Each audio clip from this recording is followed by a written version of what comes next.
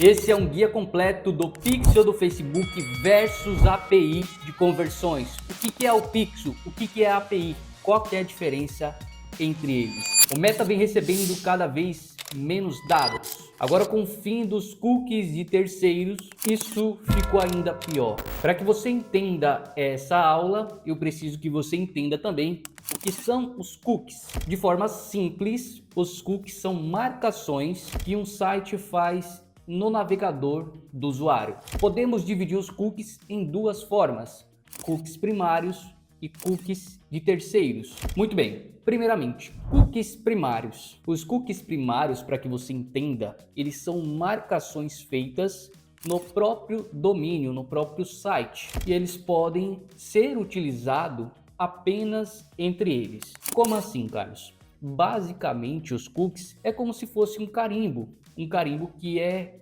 colocado no site. Então, se os cookies primários podem ser utilizados apenas dentro daquele site, qual que seria a ideia? Veja bem, quando você se cadastra em uma plataforma como o Mercado Livre, é armazenado naquele site, naquele domínio, um cookie primário. Logo, quando você acessa aquele site novamente, você não tem a necessidade de colocar o seu nome, de colocar o seu e-mail novamente, porque o seu cookie, uma tag, já foi configurada naquela URL, naquele domínio, e ele já sabe quem é você. Isso torna a sua experiência como usuário mais simples. Imagine se toda vez que você entrasse na URL do Mercado Livre, como exemplo, você precisasse toda hora colocar login e senha. Através dos cookies primários, tem um carimbo por onde você não precisa mais se cadastrar toda vez que entra no site. Beleza, se os cookies primários só podem ser utilizados dentro do próprio domínio, como que funciona os cookies de terceiro, que é o que está sendo cortado agora pelo Google, pelo Chrome? Os cookies de terceiro também são marcações feitas pelo domínio, pelo meu domínio como exemplo. No entanto, outros sites conseguem ler essas marcações. Isso é muito feito na questão do remarketing. Veja bem, o usuário está lá no Instagram e aí ele vê um anúncio. Do anúncio, ele clica e vai para um site. Perceba que ali vai ter um domínio, Mercado Livre como exemplo, ali tem um cookie de terceiro, o Meta vai acessar com o domínio dele, ele vai conseguir ler aqueles cookies, ou seja, o Pixel vai conseguir ler aqueles cookies e passar essa informação novamente para o Meta. Ou seja, o usuário está lá no Instagram com o domínio, ele entra em um site, coleta aqueles cookies de terceiro, armazena aqueles dados e retorna para o Meta com a informação, ou seja, ele conseguiu ler aquela informação. Logo, aquela informação que era do site X retornou para o Meta. É aí que está o problema central da lei LGPD e também do fim dos cookies de terceiro.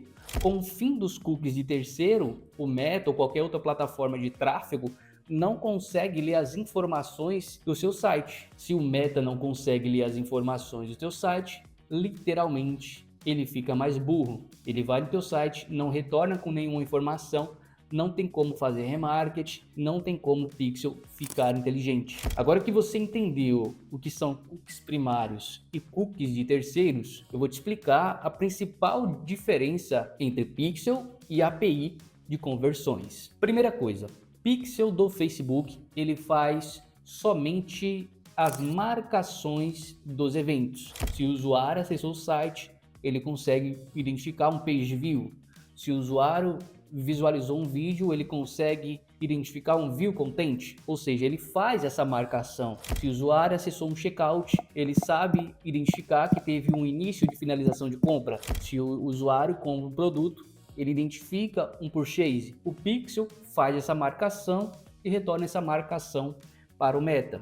No entanto, essa marcação não serve de nada. Para que tudo isso funcione, ele precisa atribuir esse evento a um usuário. Ele precisa atribuir essas informações. E aí então que vem a API de conversões. A API de conversão, além de fazer a marcação do evento, page view, view content e assim por diante, ele faz essa atribuição. Basicamente, de acordo com o próprio Meta, para que uma atribuição seja feita, além da marcação dos eventos, é preciso enviar dados do usuário, e-mail, telefone, nome e assim por diante. Ou seja, Se eu marco o evento e mando os dados do usuário para o Meta, eu tenho uma atribuição completa. Imagine o seguinte, se eu tenho uma marcação do evento PageView e o Meta não tem informações nenhuma para do usuário, não vai adiantar de nada. Ele só tem a marcação, mas ele não tem ali no registro dele qual é o nome, qual é o usuário. Ele não consegue puxar no banco de dados o perfil do seu comprador, porque não tem atribuição de dados. Agora que você entendeu a diferença entre Pixel e API, talvez você esteja se perguntando: Carlos, como que eu faço essa implementação da API de conversão? Como que funciona tudo isso? Muito bem, aqui eu estou separando primeiramente um pequeno material. Eu busquei isso aqui na internet, tá? Fiz uma mudança ou outra, mas para que você entenda como que funciona a API de conversão, e eu vou te explicar agora como que funciona para você implementar essa API de uma forma mais completa. Talvez você está um pouco de dúvida sobre o que é os cookies de terceiro, o fim dos cookies e assim por diante. Aqui no canal tem um aulão mais completo, onde eu explico por que o Pixel está ficando mais burro, literalmente. Tá? Vou deixar na descrição para que você venha conhecer. Veja bem, aqui é o usuário, tá? O usuário acessou um site, como exemplo, carlosnovaes.com.br. Antes, com os cookies de terceiro, que vai ser cortado, tá? Isso está mais breve do que nunca, já foi cortado boa parte, então cada vez mais o Pixel está ficando burro, literalmente. A pessoa acessava aqui o site, carlosnovaes.com.br, através do cookie de terceiro, o Meta coletava as informações do usuário e retornava isso para o Meta. Era lindo. O Pixel, do jeito que é configurado hoje, já trazia ali muita informação, você conseguia vender com custo baixo. Lembra lá em 2019, antes da implementação do iOS 14, fazia campanha de conversão, venda fácil. Literalmente era venda fácil. Agora não, cada vez mais com esses cortes, iOS 14, fim dos cookies de terceiro, a navegação, o rastreio do Meta está cada vez mais difícil. E como que funciona? Se eu não tenho um cookie de terceiro para passar essa informação, essa leitura para o Meta, como que eu vou fazer isso? Aí vem a implementação da API. Eu vou pegar o Carlos Novaes, tá? Coletou o usuário, vou coletar as informações do usuário e eu vou mandar isso aqui para um servidor, tá? Tem vários servidores do Google e assim por diante. Eu vou criar um subdomínio nesse servidor, api.carlosnovaes.com.br, e vou armazenar os dados do usuário nesse servidor. Ou seja, eu estou fazendo tudo isso dentro da minha própria estrutura. Perceba que o domínio aqui é o mesmo, eu só criei um subdomínio, ou seja, está dentro da minha própria estrutura, do meu servidor, e eu vou retornar essa informação para o Meta. Não é o Meta que vai fazer a leitura, é eu que vou retornar para o Meta essa informação. Então, Carlos Novaes armazena os dados do usuário no servidor e mando de novo para o Meta. Ou seja, eu consigo garantir a inteligência para que o Meta otimize melhor minhas campanhas e eu diminua o custo do meu lead, o custo de conversão, porque eu estou mandando dados para o Meta.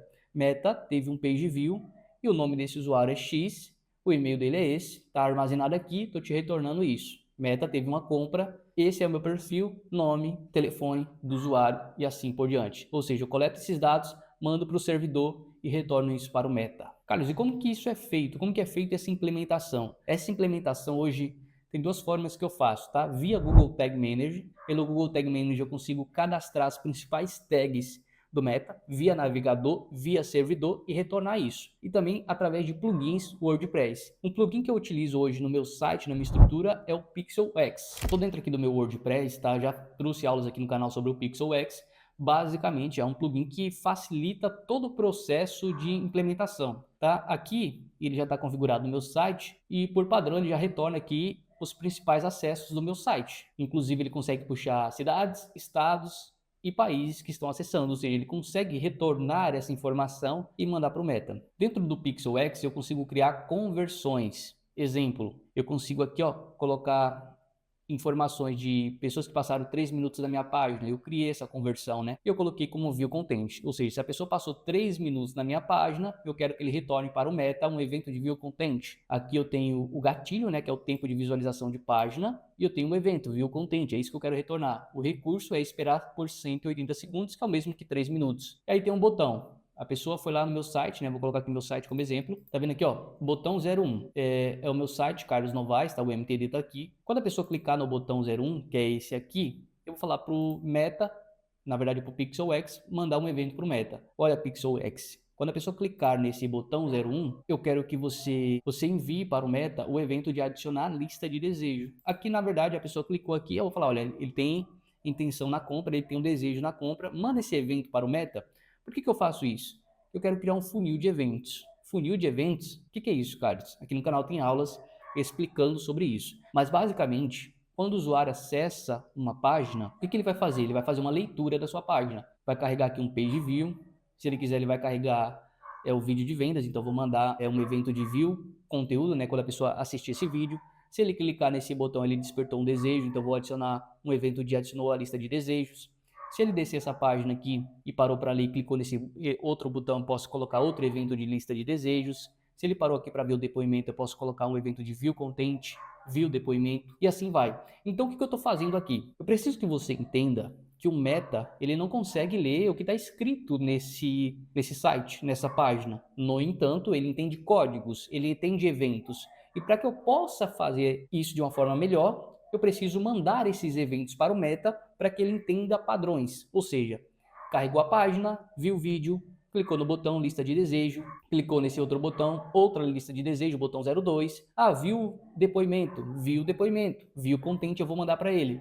Ou seja, nas principais partes do meu site, eu vou cadastrar eventos para que eu possa mandar essas informações para o Meta. Então, conforme vai cadastrando, viu content, tem aqui os parâmetros, inclusive tem bastante parâmetro que eu estou mandando para o Meta. E se eu vou descendo, eu tenho outros depoimentos, outras coisas que está cadastrado aqui dentro do meu site, tá? Eu consigo cadastrar tudo isso aqui. Viu produto, depoimento 02, cadastrado aqui, tudo certinho. Se eu clicar aqui nesse botão, deixa eu ver, cadastrou outros eventos, botão, adicionou a lista de desejo, tá aqui tudo cadastrado, adicionou a lista de desejo, outro view content aqui também. Se eu clicar aqui vai disparar outro evento, tem que disparar, que é aqui, qual que é o evento? Adicionou o to cart, que adicionou o carrinho. Eu consigo colocar vários e vários eventos no meu site. Tudo isso eu fiz pela PixelX, tá? Aqui eu consigo configurar a API de conversão e já retornar essa informação para o Meta. Carlos, se eu não quiser fazer pela PixelX, tem outra forma? Tem. A PixelX, tá? Para você que não sabe, ela é paga, no entanto, é bem mais simples. Outra forma de coletar dados é através do Google Tag Manager, como eu falei. No entanto, a sua implementação vai demorar mais. Precisa de um pouco mais de técnica para você fazer isso. Olha isso aqui, o tanto de tags que eu configurei dentro aqui da minha conta do Carlos Novaes. Isso aqui são as variáveis, JavaScript, cookies e assim por diante. Vários acionadores dentro do site, né? Tá carregando aqui. Vários acionadores, tags e assim por diante. Ou seja, dá um pouco mais de trabalho, mas você consegue fazer também pelo Google Tag Manager. E é claro, pelo Google Tag Manager você tem um serviço bem mais completo, você consegue colocar várias coisas. No entanto, se você quer facilidade, praticidade, fazer sozinho, o PixelX é a solução mais prática para você. Inclusive, eu vou deixar o link na descrição do PixelX para que você venha conhecer, implementar isso no seu site WordPress ou até mesmo em outro site. Aqui no canal tem várias aulas sobre isso e, é claro, dentro da ferramenta tem todo o passo a passo, tem vários tutoriais para que você possa utilizar. Se você quer fazer uma implementação completa via Tag Manager no seu site, eu vou deixar o link na descrição de um serviço que a gente tem aqui na empresa de implementação de dados. Peço que você me chame lá no WhatsApp, explique mais do seu projeto, vai ser um prazer atender você também.